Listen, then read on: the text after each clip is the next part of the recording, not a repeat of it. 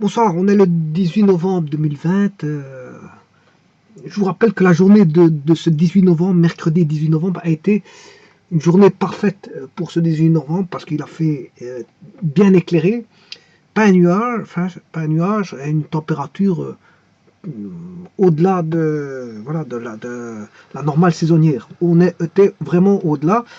Bon, pour ceux qui ont pu profiter, bon, qui ont pu sortir à faire des activités, que ce soit professionnel ou autre, en extérieur, ben, ils pouvaient profiter de ce bon temps. Voilà. Alors ici, voici un petit énoncé, mais je vais le travailler tout simplement dans N, dans l'ensemble des nombres naturels.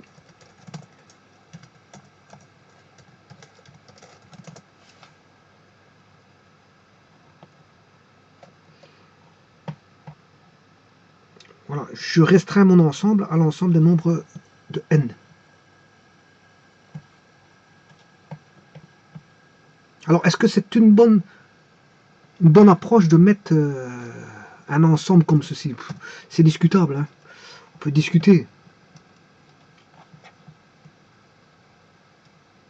Pourquoi on peut discuter? Parce que cet ensemble N, ben, il débute en 0. Il y a l'élément 0, l'élément 1, l'élément 2, l'élément 3, l'élément 4, etc. 3 petits points, et ainsi de suite, on va dire, et ainsi de suite. Et c'est continuel. Et l'ensemble ne s'arrête jamais. S'il s'arrête jamais, c'est pas possible qu'il soit fermé. On ne peut pas avoir un ensemble fermé, puisque c'est un ensemble infini. Donc on pourrait se dire qu'il est ouvert comme ceci. Pourquoi pas? Parce qu'il est non borné. Hein. Il est non borné, il n'y a pas. Voilà, il n'y a pas.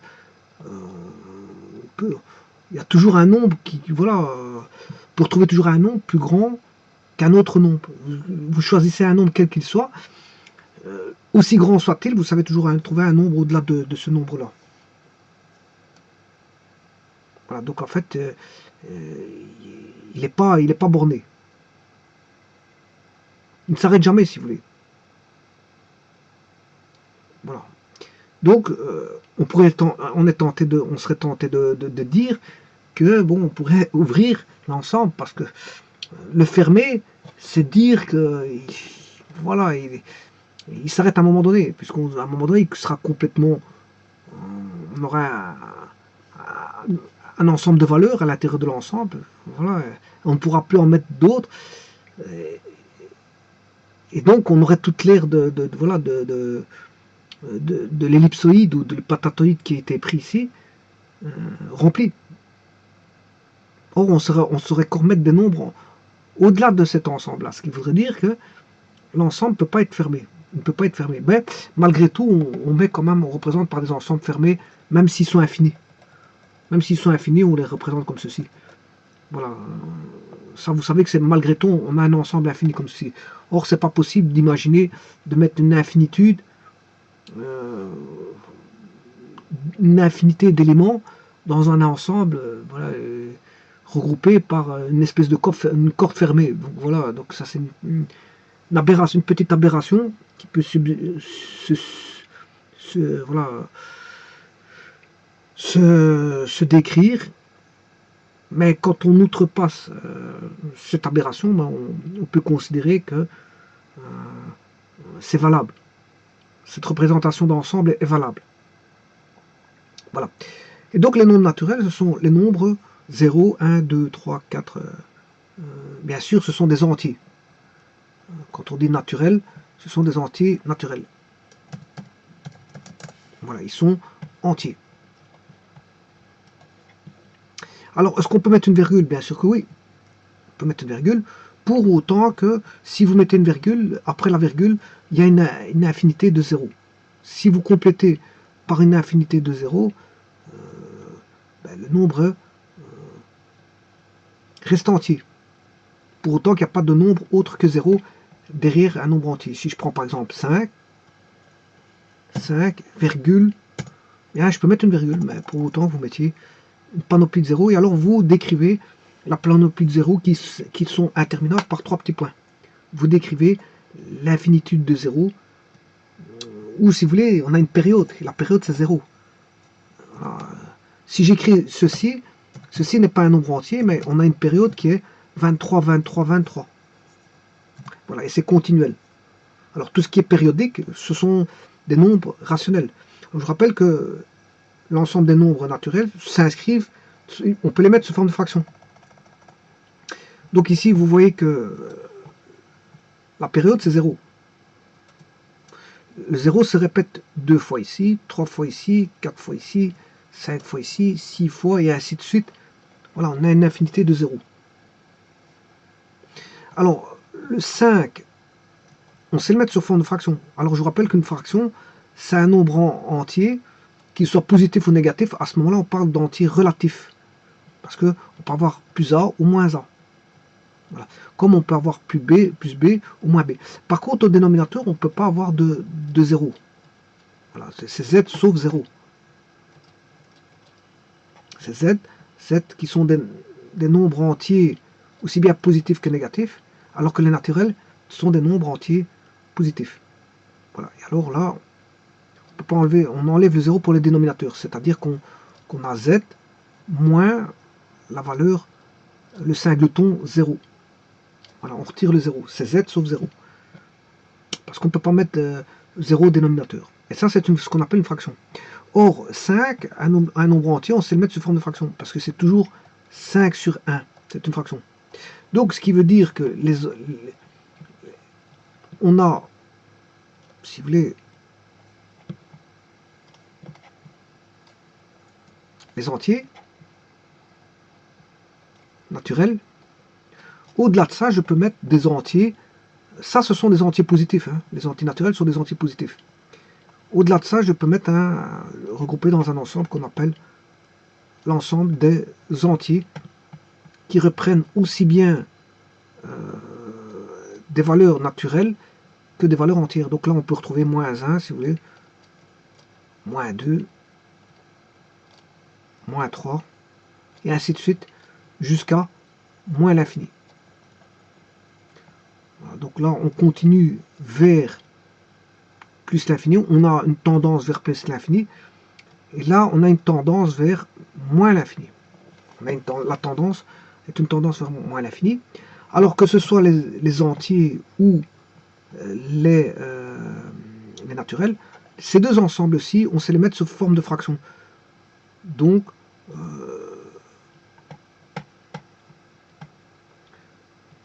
ils sont englobés dans l'ensemble des nombres rationnels. On sait les mettre sous forme de fraction tous les deux.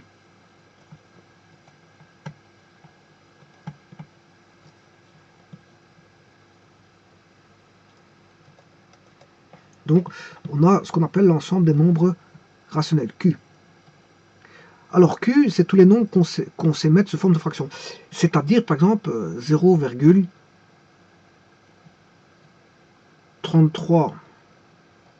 1, 2, 3 petits points. C'est la période vaut 3 ici.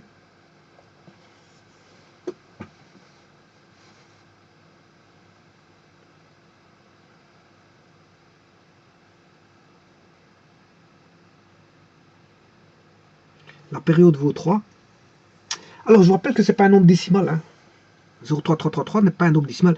Si vous voulez un nombre décimal, voilà, c'est 0,5 par exemple. 0,5, il y a une infinité de 0. Voilà. Et 0,5, c'est écrit sous forme de puissance de 10.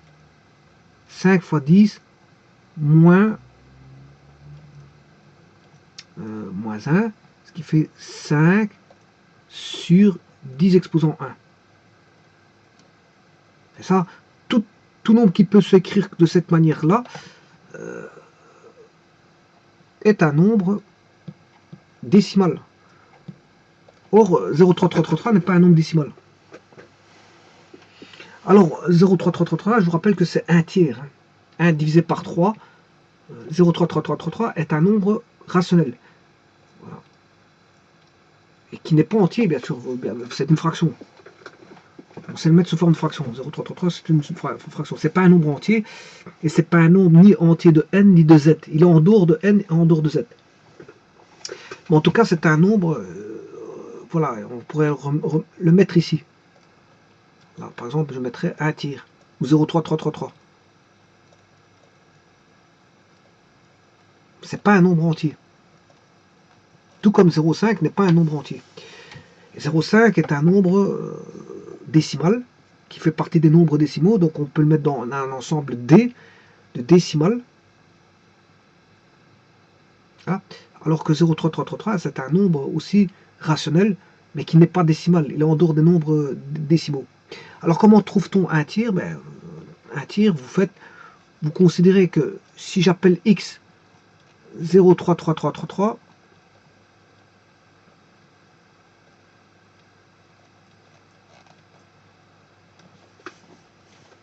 si je fais x 10, j'ai 10x.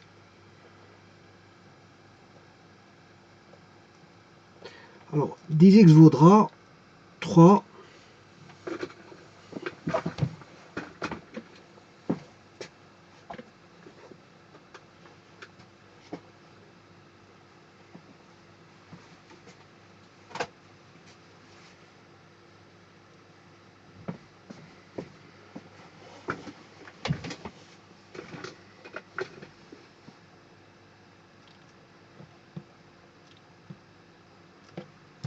3, il faut que j'efface.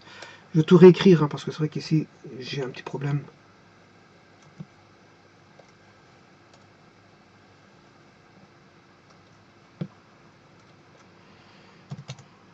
« 10x égale 3,33333 petits points.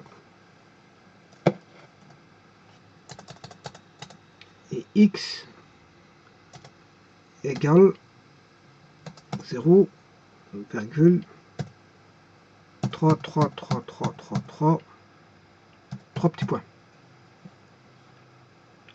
Bon, si vous faites la différence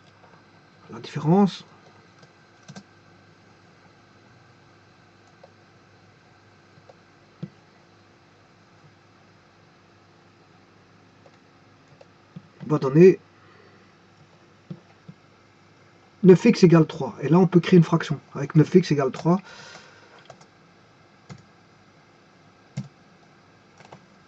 si je fais la différence, 10x moins x,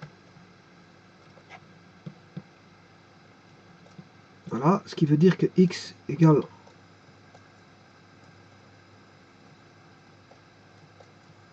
3 neuvièmes égale 1 tiers. Voilà, c'est comme ça qu'on fait pour trouver la fraction, passer d'un nombre non décimal, hein, qui est voilà, un rationnel non décimal, vers une fraction, l'écriture d'une fraction.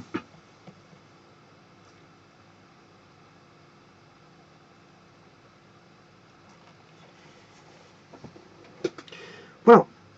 Donc, les entiers, c'est ça.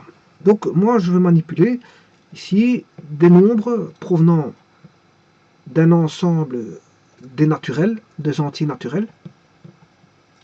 En d'autres termes, légèrement, quand on prend des naturels, on les appelle petit n. Hein. Voilà, on part du principe que si on choisit un naturel appartient bien sûr à n. Voilà, n appartient au naturel. Voilà.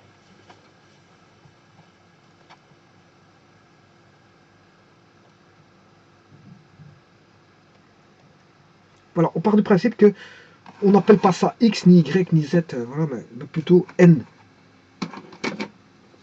N pour naturel, n pour nombre naturel. Alors maintenant, on va faire cette petite identité que l'on a. Je choisis un nombre. Bon, je vous ai dit que je choisirais un nombre naturel. Je l'appelle n. Alors, que dit-il? Que disent-ils? Je lui ajoute 1. Je lui ajoute 1. Donc, à n, il suffit d'ajouter 1. Je calcule le carré du résultat. Bon, on va déjà prendre par essai, on va faire un essai. Donc je choisis un nombre entier, 5, Je lui ajoute 1, ça fait 6. Je calcule le carré du résultat. Le résultat c'est 6, puisque 5 plus 1 ça fait 6, le résultat ça fait 6. C'est 36, je retranche le carré du nombre de départ, 25. Et on se retrouve avec une valeur qui vaut 9.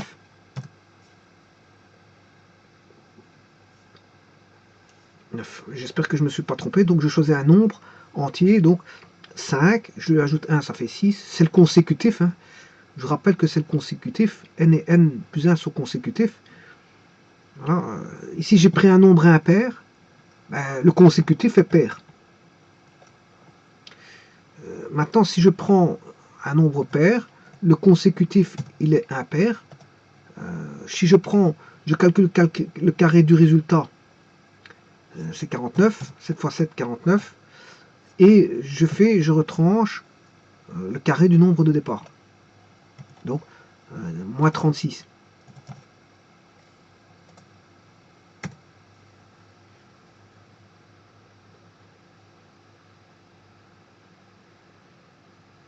Et là, on a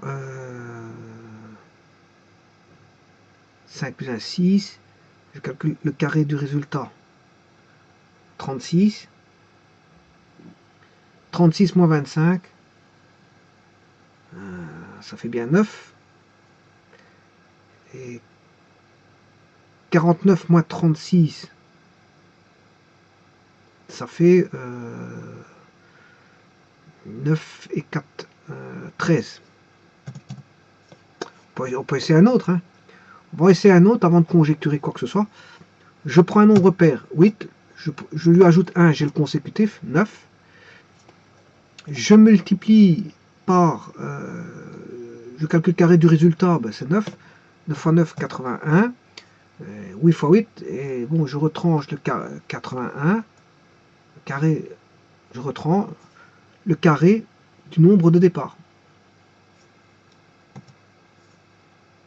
Qui vaut 8 au carré, 64.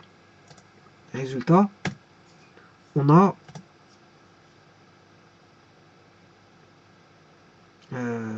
81 moins 64, 76. De 70 à 80, il y a 11. Et de 64 à 70, il y a 6. 11 plus 6, 17.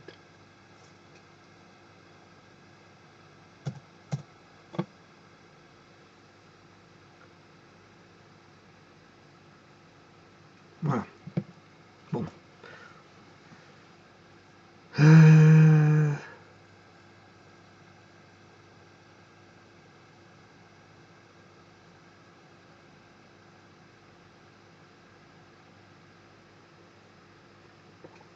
On peut encore en faire un autre. 9. Il est impair. Le consécutif, il est pair. 10 au carré, 100. On fait 100 moins 81. Voilà. 100 moins 81. Ce qui fait 19. Bon, alors voyons voir déjà ici, il y a quelque chose qui apparaît. De 9 à 13, c'est plus 4. De 13 à 17, plus 4. Là, on a plus 2. Donc c'est 9. 100.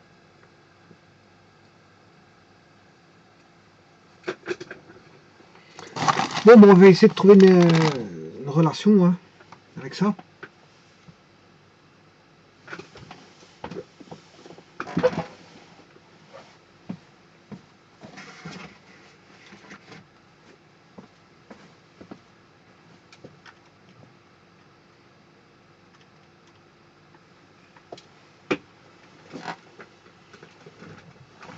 On va tenter de trouver une relation. Donc on va prendre le logiciel Excel.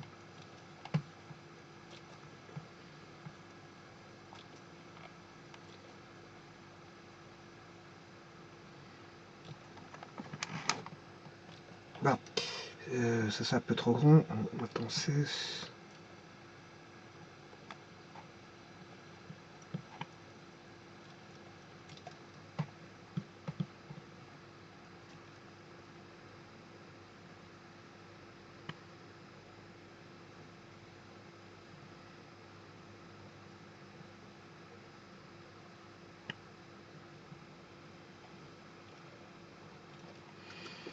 Bon, donc on prend un nombre, n, entier. Ce nombre entier quelconque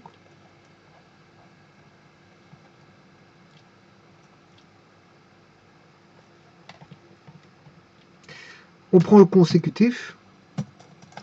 Donc si par exemple je prends 5, le consécutif vaudra 6.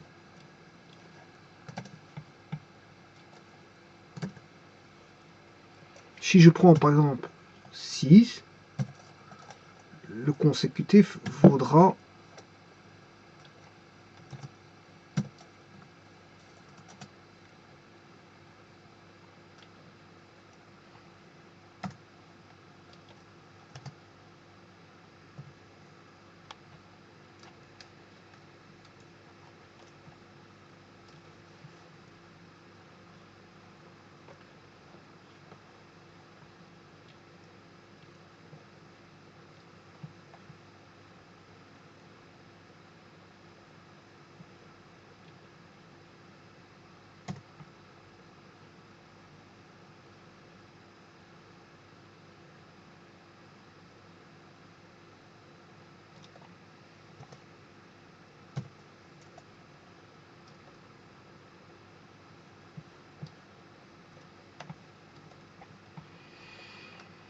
bon. Alors maintenant on va faire le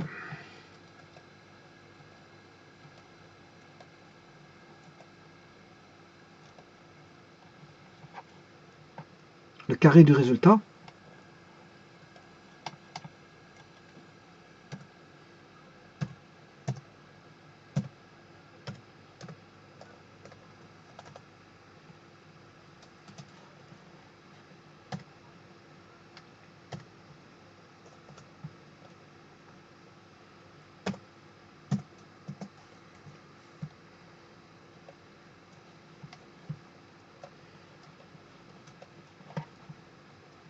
Voilà.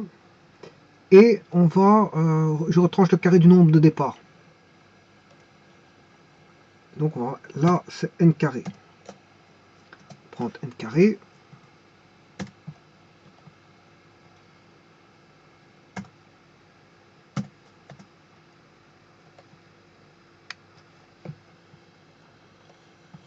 Voilà, et maintenant je peux retrancher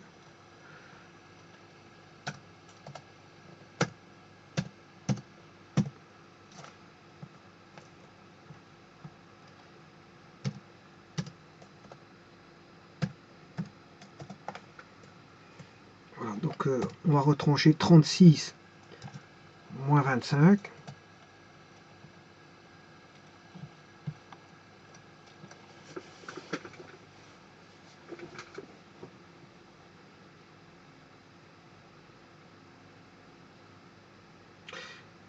Voilà. Donc 5, 6, 6, 7. Ici c'est parce que je suis passé de 5, 6, ça fait 9.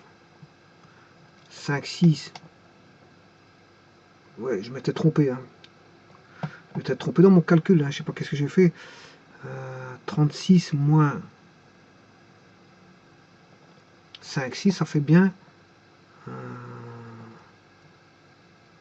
Oui, bien sûr que je me trompe. C'est pas 9. Hein. C'est 11. Ouais, c'est 11. Je m'excuse pour cette erreur. Donc là, on a déjà plus 2. Et alors là, on devrait avoir plus 2 aussi. Donc c'est que je me suis trompé quelque part aussi.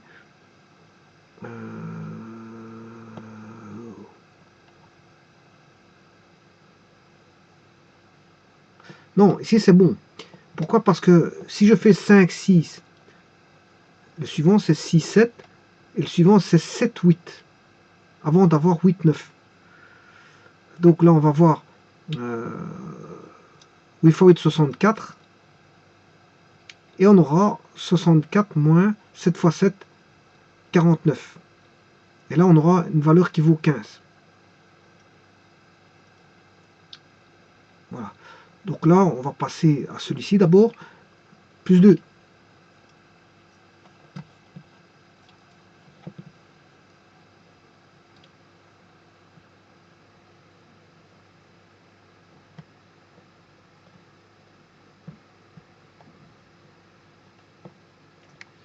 Et puis après on passera à 7, 8, 8, 9. On aura plus 2. Et non pas plus 4. Parce que c'était plus 4 par rapport à tout à l'heure, mais il en manquait 1. Et puis après c'est plus 2. 8, 9, 9, 10, c'est plus 2. Voilà. Alors, on va regarder qu'est-ce qu'on a comme... voilà. On a tous des nombres impairs. 11, 13, 15, 17, 19, 21, 23 sont des nombres impairs. Donc, si vous faites... on va conjecturer. Si vous faites un nombre...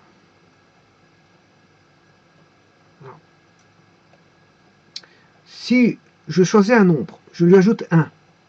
Donc c'est le consécutif. C'est le consécutif. Voilà le consécutif. Je calcule le carré du résultat. Le carré du résultat, c'est n plus 1 au carré.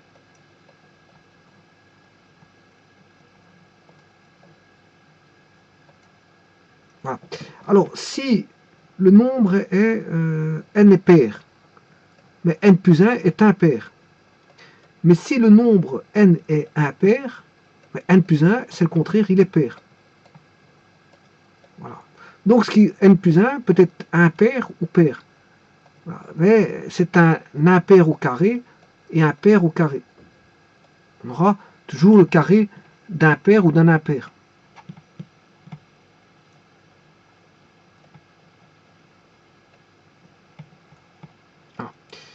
Alors, le carré d'un pair donne un pair, le carré d'un impair donne un impair, le carré d'un pair donne un pair, le carré d'un impair donne un impair, et ainsi de suite. Donc il va rester, s'il est pair, vous le mettez au carré, il va rester pair. S'il est impair, vous le mettez au carré, il va rester impair. Bon. Et le n carré, il est comment? Mais le n carré, il est la même chose. Si n est impair, ben, là vous aurez un impair. Mais si n est pair, le carré sera pair. Donc là, vous allez faire quoi? Un nombre consécutif, s'il est pair, vous allez l'enlever avec un impair. Donc vous allez faire ceci. Je vais dessiner ça, on doit faire un diagramme pour ceci. Le résultat, il sera toujours pair, impair. Toujours. Bon, on va faire le cheminement.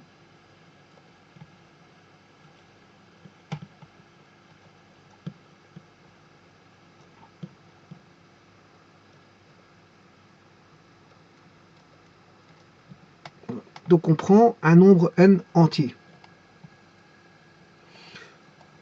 Alors, il y a deux cas de figure. Deux cas de figure.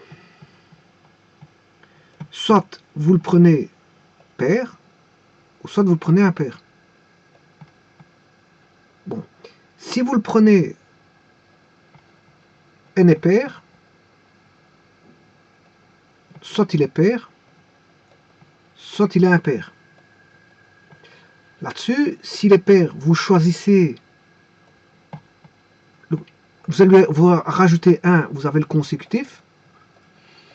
Donc le consécutif, là, il devient impair.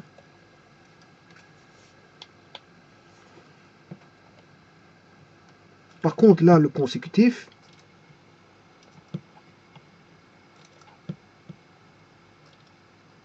n plus 1, est pair.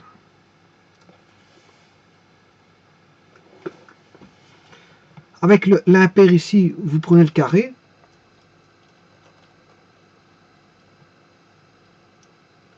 Il reste un pair. Là, vous prenez le carré. Il reste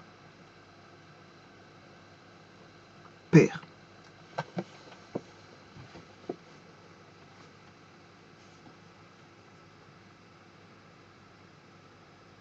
Voilà. Alors maintenant, on va retrancher n carré, mais n carré, là il est pris pair. Donc là le carré sera pair. Là, le n carré est impair. Donc dans tous les cas de figure, vous ferez un impair moins un pair ou un pair moins un impair.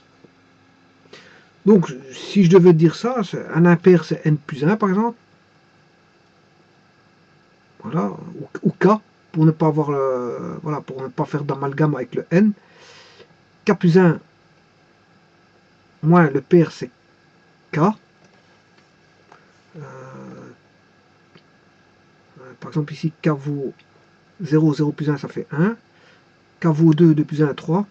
Voilà, par contre là K vaut je vais mettre K plus 2.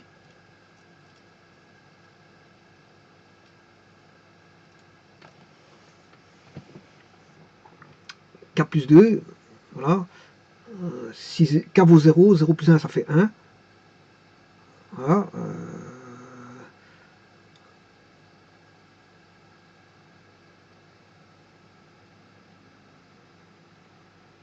Mais ici il faudrait mettre un K plus 3 pour ne pas avoir de négatif. Je vais mettre plutôt K plus 3. Si K vaut 0, on aura 3 qui est impair moins K vaut 0 moins 2. 3 moins 2 ça fait 1. Il est impair. Voilà. Alors, comment peut-on démontrer ça? On démontre que K moins K tombe. Il va rester 3 moins 2. 3 moins 2 c'est impair. C'est 1. Voilà. Ici c'est la même chose. On aura un pair qui vaut K, par exemple K plus 2 moins un impair K plus 1.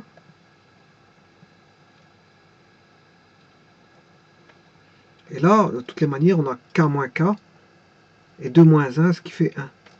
Donc 1 est un nombre impair.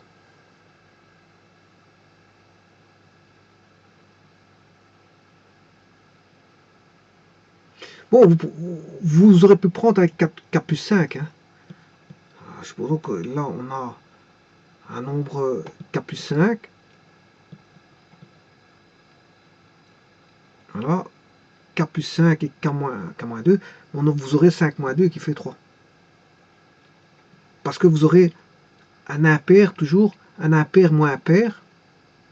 Vous allez avoir un impair. Ici, c'est toujours un impair.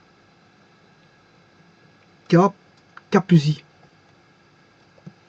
KI étant impair. Voilà. Et celui-ci étant pair. Attention, pour éviter un négatif, le I impair est beaucoup plus grand que le I pair. Hein. Que le P, que le pair. Le I est beaucoup plus grand que le P ici. Pour avoir un nombre positif. Voilà, donc on a I moins P.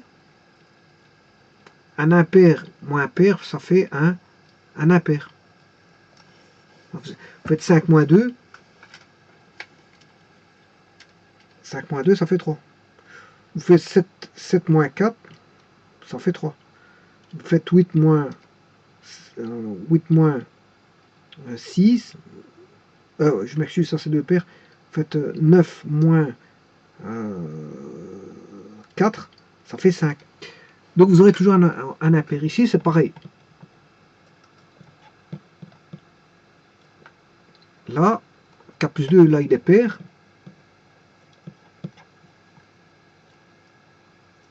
Voilà, et là vous aurez un impair. K, K plus I. Alors, les K se simplifient, il va rester P moins I. On aura un pair moins un impair. On aura un pair moins un impair.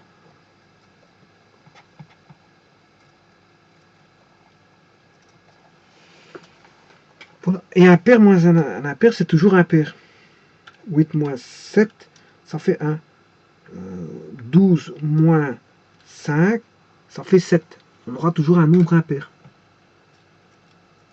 Donc le résultat est toujours impair. Voilà. Le résultat est toujours impair. Maintenant, que vaut-il exactement le résultat? Je vais vous le donner.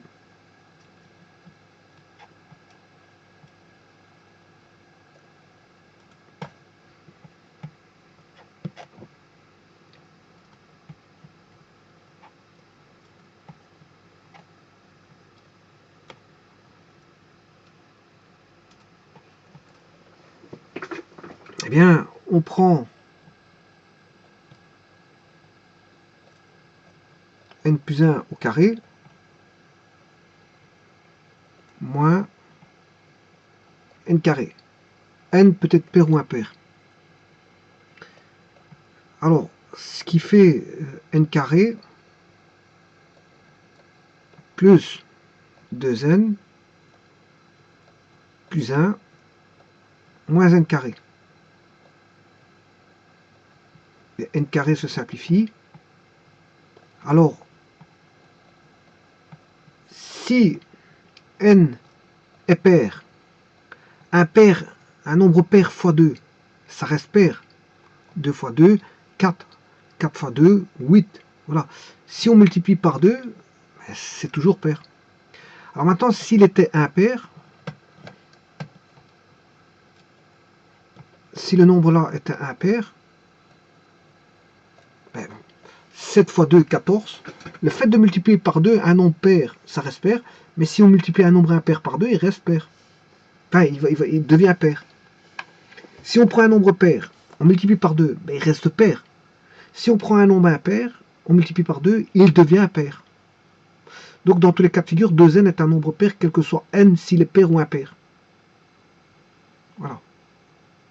Mais maintenant, si vous faites plus 1, donc sachant que 2n est pair, si vous faites plus 1, vous avez un nombre impair.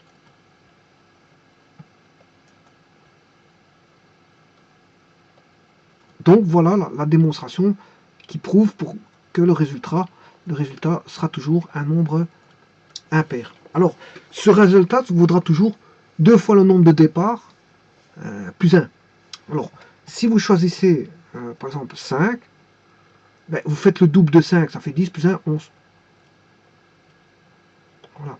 Si vous prenez 6, vous prenez 6, 2 fois 6, 12, le double, plus 1, 13. Et entre 11 et 13, on a un écart de 2. Vous prenez 7, 7 fois 2, 14, 14 plus 1, ça fait 15. Voilà, on a un écart de 2. Si vous prenez 8, 8 fois 2, 16, plus 1, 17. Et si vous prenez 9, vous aurez 19.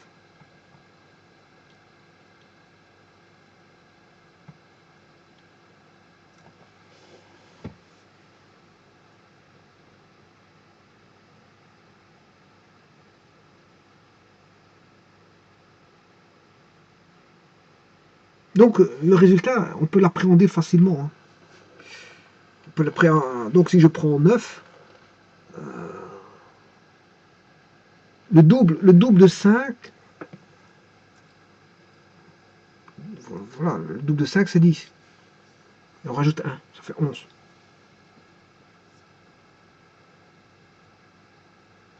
Et donc on aurait pu écrire ici, directement, si vous voulez, 2 n plus 1. Donc par rapport à la valeur de départ. Donc ça veut dire que je double la valeur, mais j'ajoute 1. Voilà.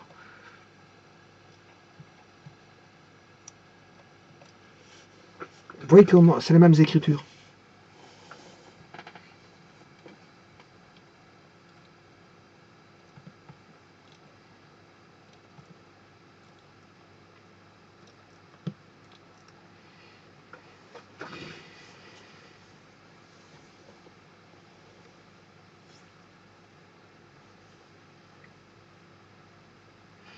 Donc,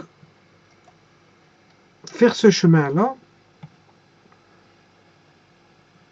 c'est un chemin possible.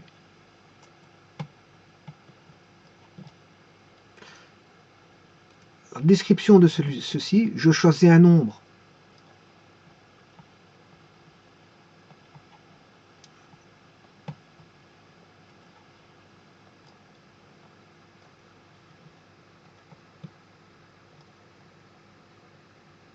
Je choisis un nombre, j'ajoute 1,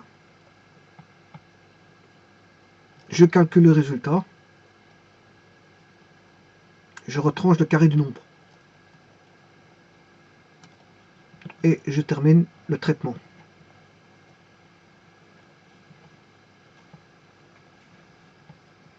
Je vais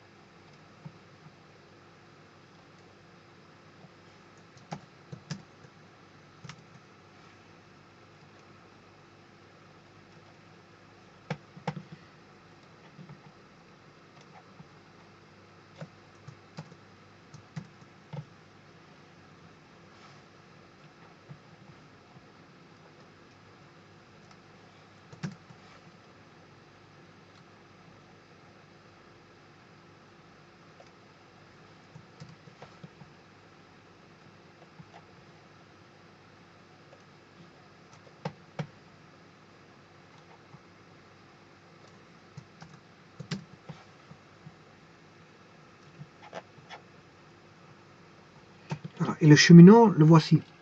Donc on débute ici, start, on fait le traitement comme ceci, on suit le cheminement du suivant, l'étape suivante, l'action suivante, les actions s'enchaînent les unes à la suite des autres, de manière séquentielle. Ce sont des actions établies par séquence. Séquentielle, c'est-à-dire qu'il faut en terminer une pour débuter l'action suivante.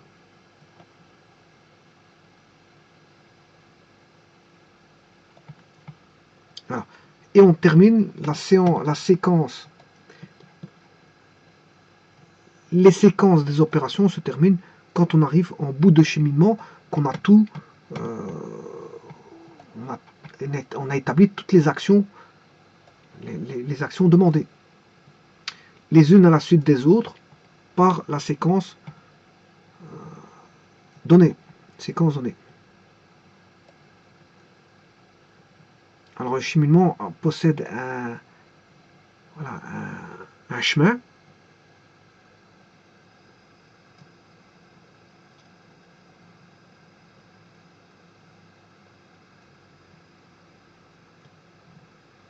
Donné par les flèches. Les flèches établissent le chemin, le sens du cheminement.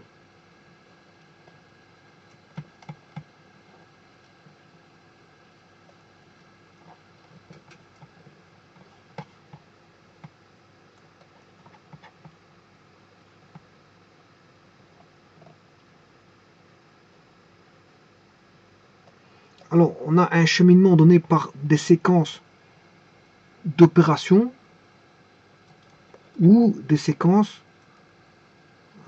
d'actions. Séquences d'opérations ou séquences d'actions. C'est-à-dire qu'on demande des actions ou des opérations dans le sens du cheminement séquentiel, les séquences étant chacune donnée à une étape. Donc ce qui veut dire qu'ici, on débute ici la séquence start ou démarrage des séquences. On a l'étape numéro 1,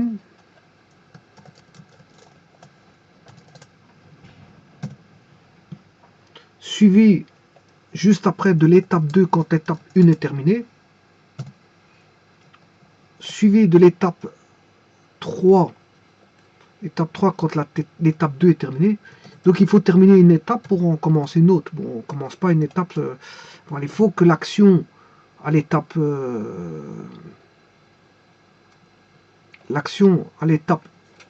1 doit être terminée pour commencer l'étape 2. C'est une action séquentielle. Ce sont des opérations séquentielles. L'étape 3 doit débuter dès le moment où l'étape 2 est terminée. C'est-à-dire que préalablement avoir terminé l'étape 1. Donc, on commence l'étape 3 quand l'étape 1 et 2 sont terminées. Voilà. Là, on peut débuter l'étape 3 et finalement, on termine, on agit sur l'action de l'étape 4. Et quand l'étape 4 est terminée, ben, là, on destine la fin des opérations par un stop ou end. Plutôt un end. On a un start, un début, un démarrage des séquences des opérations et une fin des séquences des opérations. Voilà. Alors, on va faire l'étape numéro 1. L'étape numéro 1, c'est je choisis un nombre. Je choisis un nombre et l'étape numéro 1. Je lui ajoute 1. C'est la deuxième étape. Je calcule le carré du résultat, c'est l'étape numéro 3. Et je retranche voilà, voilà,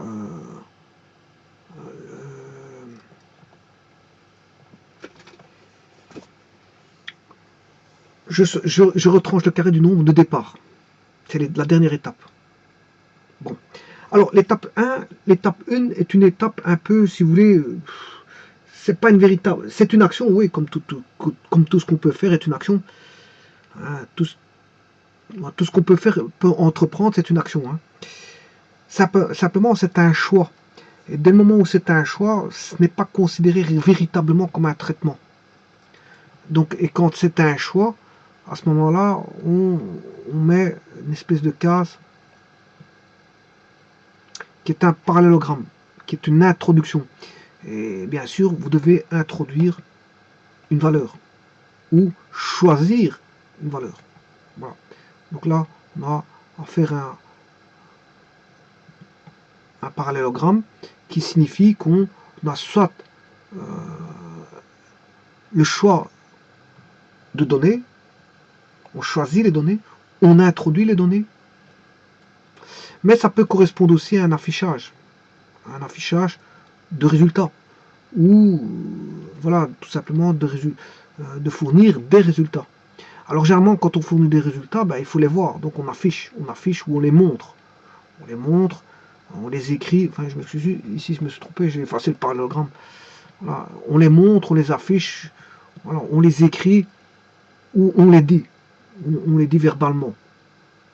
Voilà. Donc choisir un nombre, ben, ça fait partie voilà, d'un choix, d'une introduction. L'introduction, c'est un parallélogramme. Donc ici, l'introduction, c'est n, bien sûr, appartient au naturel. On choisit un nombre naturel, donc on introduit un nombre naturel que vous choisissez au départ. Voilà. Ensuite, je lui ajoute 1, c'est tout simplement dire que à ce n,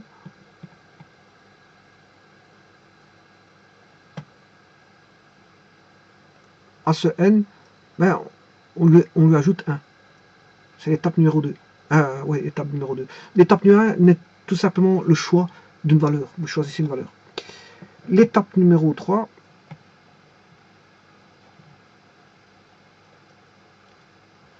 je calcule le carré du résultat. Eh bien, c'est comme on a une action, une opération qui est n plus 1, ben on calcule le carré de n plus 1.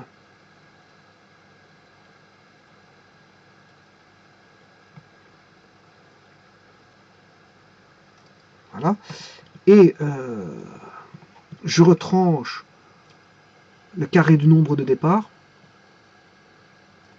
Normalement, ici, il y a une action préliminaire. Hein. Vous devez calculer le carré. Il y a un calcul de carré. Voilà. Mais ici, pour simplifier les choses, je calcule directement voilà, n plus 1 au carré. Je retranche le résultat au carré du nombre de départ. Voilà. Là, vous avez terminé. C'est la fin du traitement. Voilà. Pour remarquer que, en observation, que vous avez un nombre impair. Le résultat ici est un nombre d'office qui sera impair. Voilà.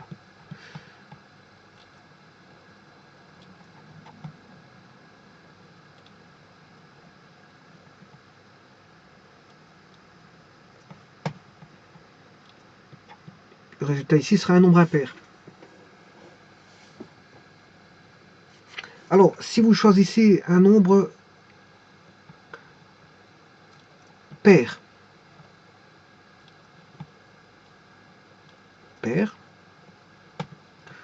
donc je vais mettre ici le choix d'un nombre pair. Là, il est pair. Là, il est impair. Et là, il est impair. Et quand vous faites la différence, il sera impair. Maintenant, si vous choisissez un nombre pair,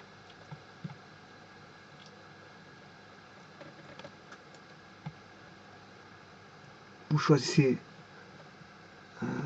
impair, n est impair, il est impair, là, il devient pair. Un nombre pair au carré, c'est toujours pair. Et en finalité, il deviendra impair.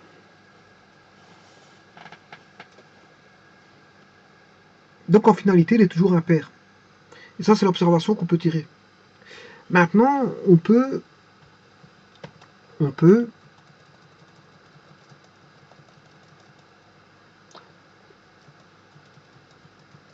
faire en sorte de simplifier tout ce logigramme. Ce logigramme peut être simplifié. Alors à n, vous prenez n plus 1, vous en prenez le carré, mais à ce moment-là, vous pouvez calculer directement. Il n'y a plus qu'une action simplificatrice. Voilà, on va passer. Les étapes 3 et 2 n'existeront plus.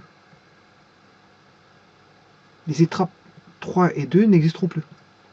Ça veut dire que vous avez simplifié la démarche opérationnelle. La démarche opérationnelle a été simplifiée. Donc vous n'avez plus de. Vous avez simplifié les démarches. Donc 2 et 3 pour se retrouver avec deux opérations. Vous choisissez votre nombre de départ. Vous débutez les opérations.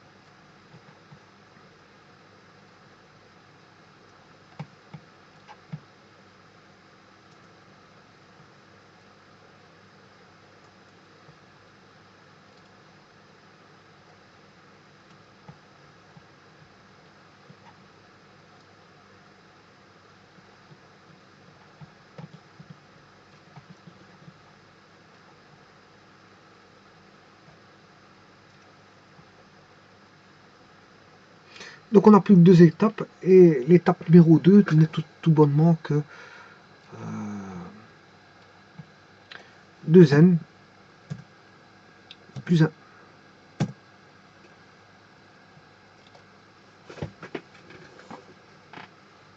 Donc vous calculez tout simplement 2n plus 1 pour avoir le résultat pour, si vous voulez, simplifier la séquence des opérations précédentes.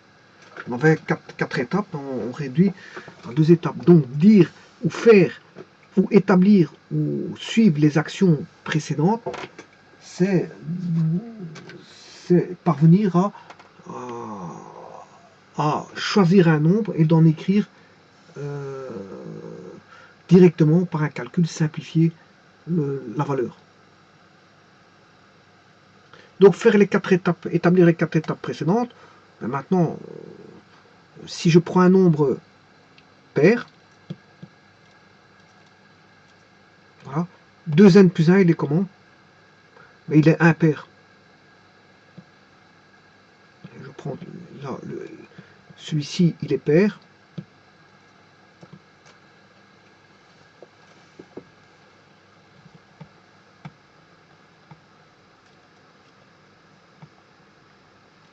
Je reconstruis mon parallélogramme. Voilà, donc supposons que celui-ci est pair, n est pair.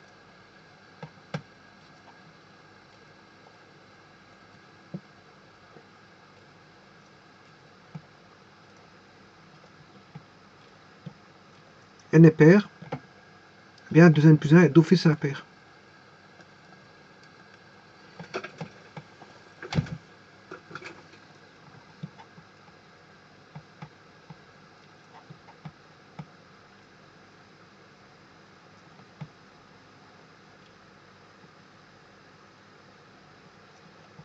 Là, on voit directement qu'il est impair directement ici. Là, il est impair.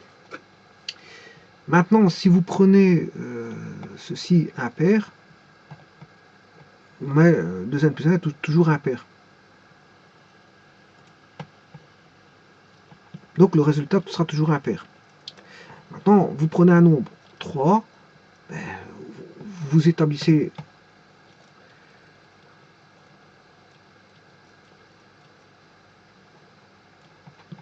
maintenant on fait un choix. Je choisis le nombre 3. Bien, faire la séquence des 4 opérations précédentes revient à faire d'avoir le résultat tout de suite qui est 3 fois 2, 6 plus 1, 7. Donc on a une simplification des étapes. Ce qu'on appelle une simplification des étapes. Une simplification des procédures, une simplification des actions, une simplification du cheminement, une simplification de tout ce que vous voulez. Tout ce que vous voulez, bon, pour aboutir à un cheminement, un schéma, une logique, un logigramme beaucoup plus simplifié. Voilà, je vous remercie.